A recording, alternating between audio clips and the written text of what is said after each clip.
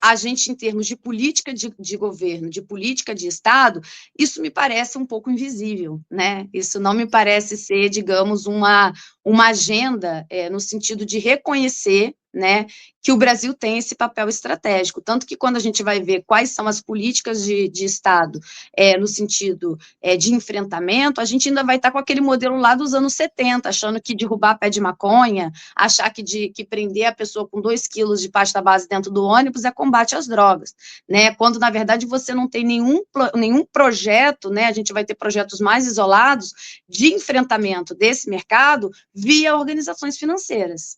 Então, assim, a gente não tem um projeto de Estado, a gente não tem um plano de governo de enfrentamento no sentido de operar na estrutura financeira. Então, a gente tem a segunda maior população carcerária do mundo, pensando, né, em taxa de aprisionamento, a que aprisiona mais no mundo, né, se comparado com os Estados Unidos, hoje o Brasil aprisiona mais do que os Estados Unidos em termos, né, de população.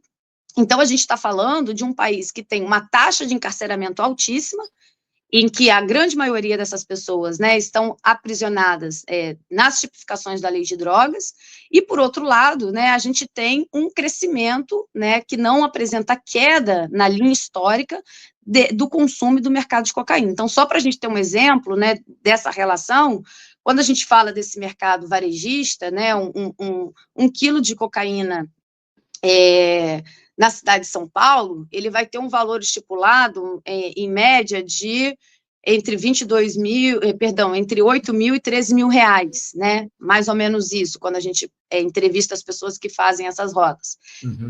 Quando esse mesmo quilo chega na Irlanda, ele vai ter um valor de 316 mil reais.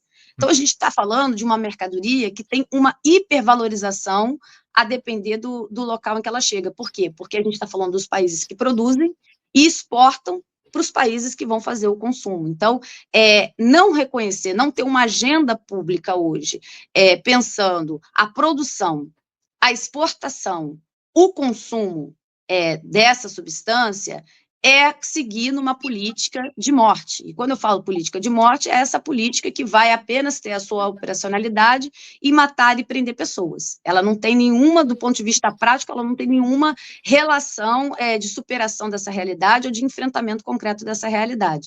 Então, a minha projeção, né, enquanto pesquisadora, enquanto pessoa que vem se dedicando a esses estudos, é que a gente não adianta, Anderson, a gente falar de descriminalização e da gente falar de legalização. A gente precisa falar de descriminalização, de legalização e de regularização do Estado.